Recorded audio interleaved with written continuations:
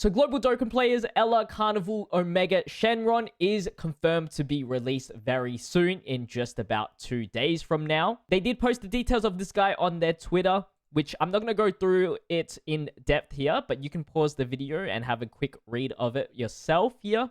I do think he's a very good character in general, in a vacuum. Of course, his team is the only unfortunate thing about him, having to be forced to be run on GT bosses, almost forced, I guess, in order to really be as a tanky beast as he can be. They did post these animations, so let's have a quick watch. It is in English as well. I don't really do too many English reactions, but it doesn't say that many lines.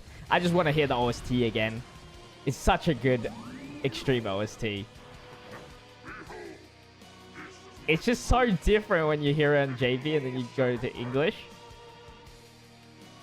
Like, the different voice is so insane.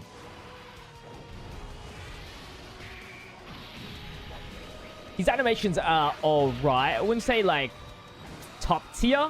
But this shot right here is pretty cool. Pretty gruesome, at least. And this is the 18 key, I believe. Nothing too fancy.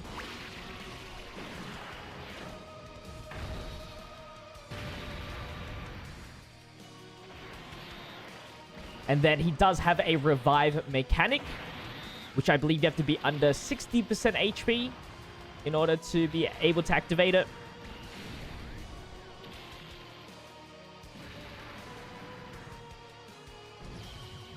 And here is the revive animation.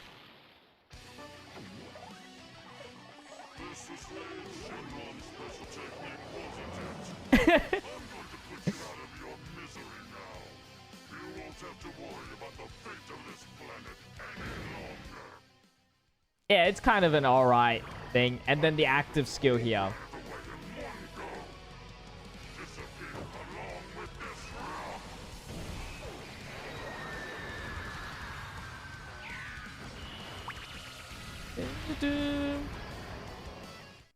Which is not, again, is nothing too special, but it is what it is.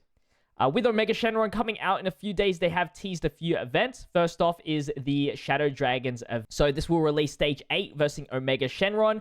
To sum it up, pretty much it is a harder version of Sin Shenron. The last two phases are AoEs. Of course, typings will change.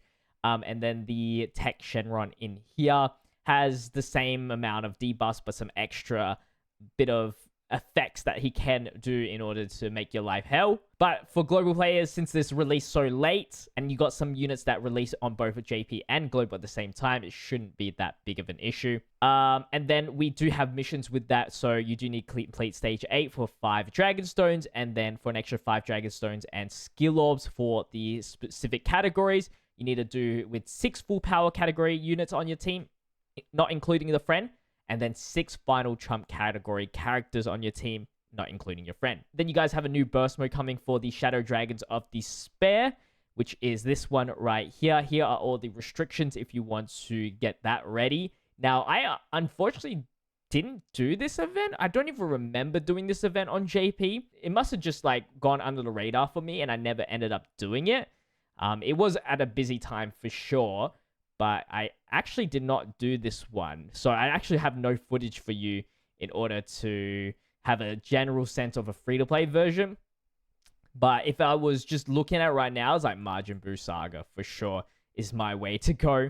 Quite interesting that I actually missed this burst mode. If you're not a real active player as well, they do have the Supreme Weekend login bonus. So if you log in every single day up until the 3rd of February, you get a few Supreme Weekend summon tickets per day on the weekdays. And then you're able to use it on the weekend in order to summon for potentially an LR, which is a global exclusive thing that they do. And then you should also get the side ECAs. They didn't really announce anything for that, which is quite odd, but it should happen. There's no doubt about it. We've already gone through their details, so I don't want to go into too much depth into them.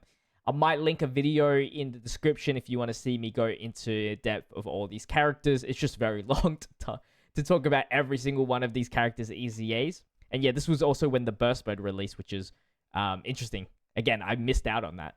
And you should get Ella Baby's EZA in the next week, because the Supreme Weekend logins go all the way to the end of January. So there's got to be Ella Baby right at the end here. And before you ask about what the weaknesses for the EZAs are, I got you, right? GT Heroes for the 3 side EZAs here.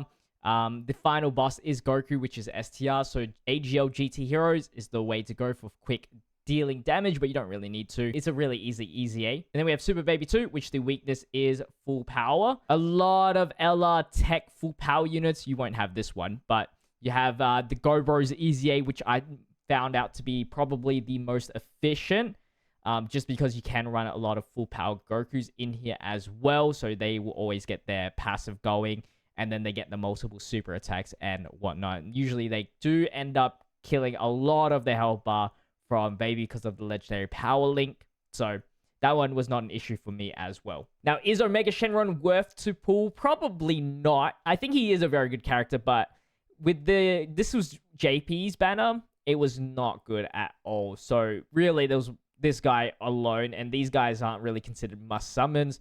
So I would definitely skip if the banner is exactly the same.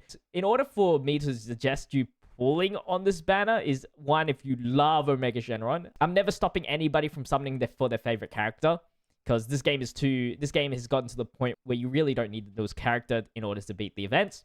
So if Omega Shenron is some reason your favorite extreme unit, villain, whatever, maybe go for it, and then try to work things out with him in order to build a team around him.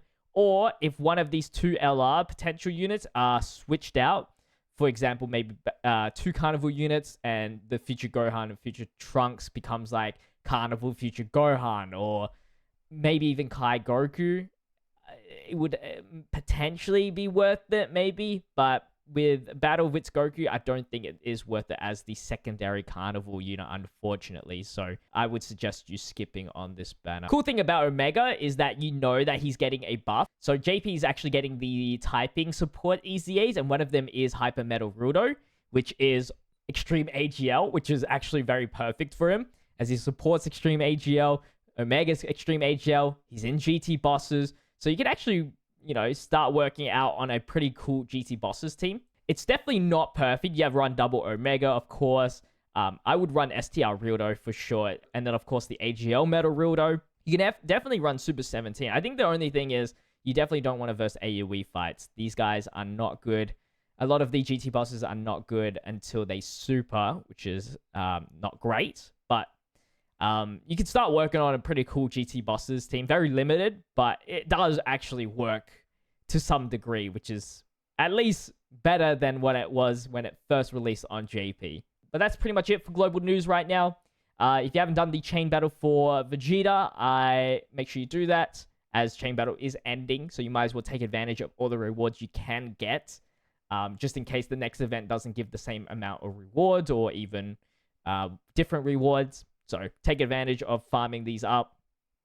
I'll post my Super Vegeta chain battle runs in the description down below as well, if you want to check that out.